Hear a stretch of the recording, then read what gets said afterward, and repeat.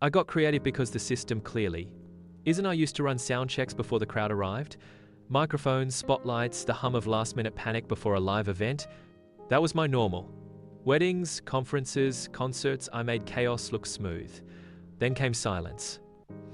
First the lockdowns, then cancellations, then clients who vanished without even saying sorry. One by one, the gigs dried up. No work, no money, no backup plan. I live in Birmingham, 34 years old, and I've been in events since I was 22. That's what I knew. That's what I was good at. But suddenly, what I was good at no longer mattered. I signed up for universal credit. It helped for a bit. But rent didn't stop. Electricity still ticked away. And the system? It wanted proof that I was actively seeking work. What they meant was, fit back into a box we can measure. But there was no box for someone like me not anymore. They wanted me to retrain, apply to be a teaching assistant, warehouse worker, call center rep. But nothing in me felt right doing it. Not because I thought I was too good, but because I knew I wouldn't last. It wasn't pride, it was survival. And the irony was, the system meant to catch me didn't understand the shape of my fall. I didn't have savings, didn't have parents to call, didn't have time to be picky. But I had one thing left, the ability to make something out of nothing. And that's when I realized, if the system isn't creative, then I'll have to be. I applied for jobs, dozens at first, then hundreds. CV after CV, cover letter after cover letter. Every job post had the same cruel line, must have recent experience. Recent experience? How was I meant to have that when everything had been shut down? My experience wasn't missing, it was paused. Events didn't vanish because I got lazy. They vanished because the world stopped spinning. Still, rejection emails came in like clockwork. The rest didn't even bother replying. Every silence felt like proof I wasn't needed anymore. Universal credit helped if you count surviving on baked beans and dry toast as help. They gave just enough to keep me in limbo, not drowning, but never swimming either. A slow kind of suffocation. I had one meeting with a work coach that still sticks with me. He looked at my file, then looked at me, and said, "Have you considered warehouse work?" I nodded. I did more than consider it, I took the job. It was night shifts, heavy lifting, fast packing, constant noise. By the end of the first week, my back felt like a broken shelf. By the end of the month, I was limping home to a flat I could barely afford. I earned just enough to fall behind slowly. Rent late, light off, cold flat, empty fridge. But what hit hardest wasn't the cold or the hunger. It was the realization. The system doesn't see people like me, people who built their lives around creative, seasonal, project-based work. People who worked weekends, nights, and holidays to make things run. People who didn't fit the forms, didn't fit the checklists, didn't tick the boxes for employable. And when the system doesn't see you, it doesn't help you. It tells you to start over as someone else. But I wasn't ready to become someone else. Not yet. Something had to change, not the system. Because clearly, the system wasn't going to do the saving.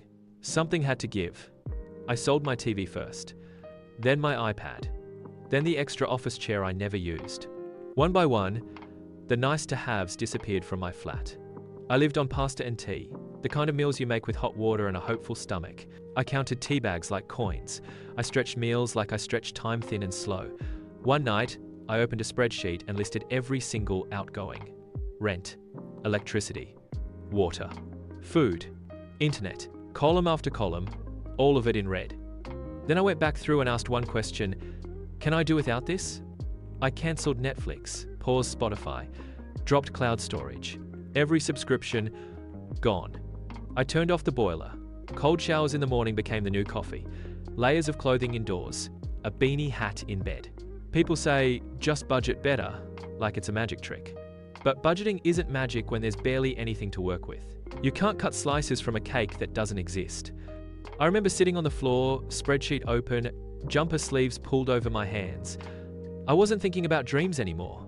I was thinking about survival. And that's when the shift happened. Not in my bank account, but in my brain. Because I realized you can't survive a crisis logically. Logically, nothing made sense. Logically, I was doing everything right and still losing. So maybe logic wasn't the way out. Maybe creativity was. Not the kind of creativity that wins awards.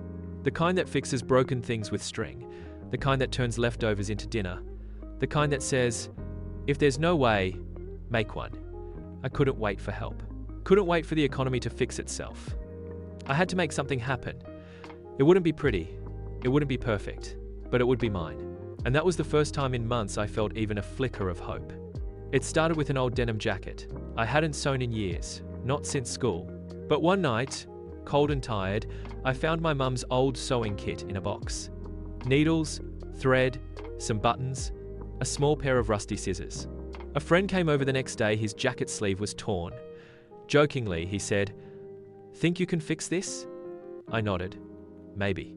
I sat by the window and stitched it by hand. Rough but solid. The tear was gone. He gave me £10. "I'd have paid more," he said. "It's better than new." That night, I didn't boil pasta. I ordered a small hot meal for the first time in weeks. It tasted like momentum.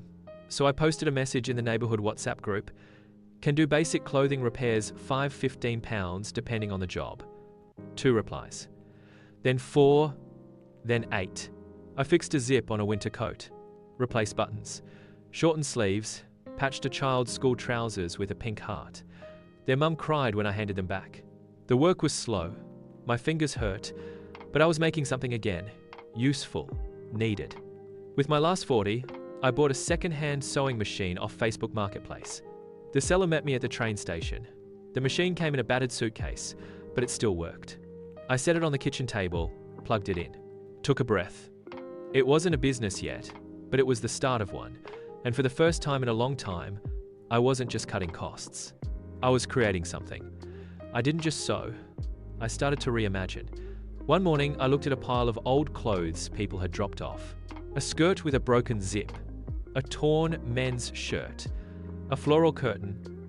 Instead of tossing them into a repair pile, I looked at them differently. I cut the skirt into panels. Added a zip I'd salvaged from an old hoodie. Lined it with a bit of the curtain. It became a handbag. Strong, colourful, one of a kind. The shirt?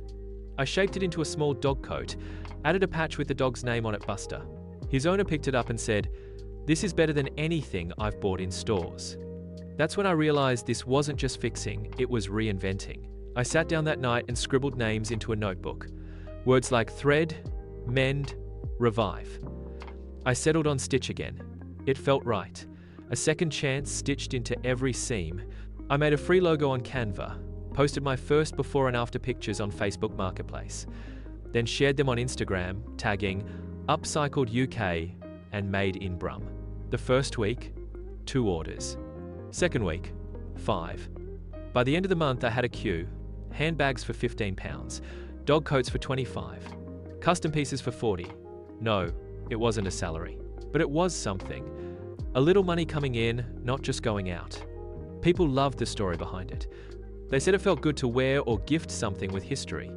"Better than fast fashion," one woman wrote. Another said, "You've made my nan's old skirt into something I'll actually use."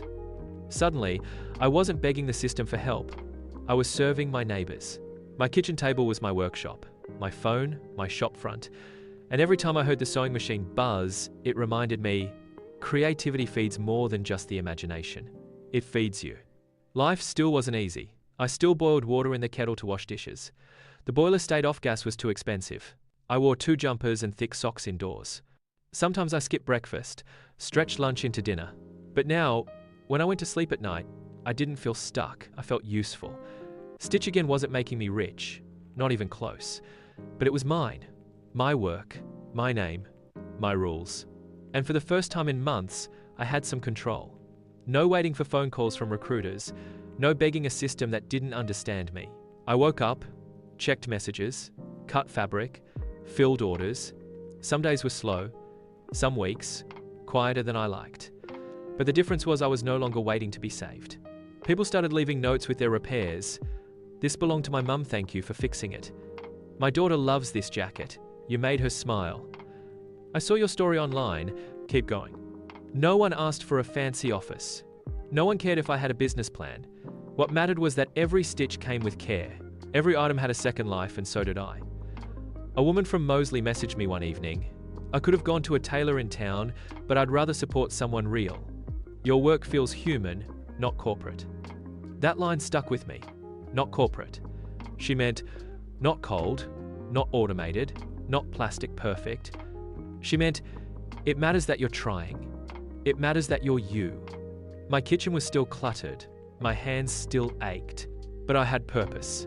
And in a world that made me feel invisible, purpose was power. I still didn't know what next month would look like, but I knew what tomorrow looked like, and I could work with that. One evening, an old friend messaged me. He'd seen my posts online, saw the jackets, the bags, the little notes from customers. He wrote, "This is amazing, but why not go back to a real job now?" I didn't get angry, I just smiled. Because I finally understood something. The system may offer structure, but it doesn't offer hope. It gives you steps to follow, boxes to tick, rules to obey. But when those steps lead nowhere, what are you meant to do? I didn't just need money, I needed meaning. I needed to feel like I wasn't disappearing, like I was worth something, even when I wasn't on a payroll. And creating things sold jackets into dog coats, skirts into bags gave me both. Money in my pocket. A reason to get up. A way to feel proud again. I still sew at my kitchen table, still boil the kettle for hot water, still count every pound before spending it. But I pay rent with my hands now, and every stitch tells a story I wasn't allowed to tell in a job interview. A story that says, I didn't give up. I made something out of what I had. I built my own rope when no safety net came. Someone asked me recently, do you ever wish things went back to the way they were? Sometimes, yes, but mostly I'm grateful. Because if everything hadn't broken, I'd never have known what I could build. Now, when I'm asked how I got through it, I say this. The system wasn't built to catch me, so I stopped waiting to be caught. Moral lesson. When the system fails, creativity can carry you. You don't need perfect plans or fancy tools. You just need to start where you are with what you have. Your story matters, even if it begins with scraps. Search and follow for more real stories of surviving the hard times. Subscribe for more stories that help adults navigate life creatively.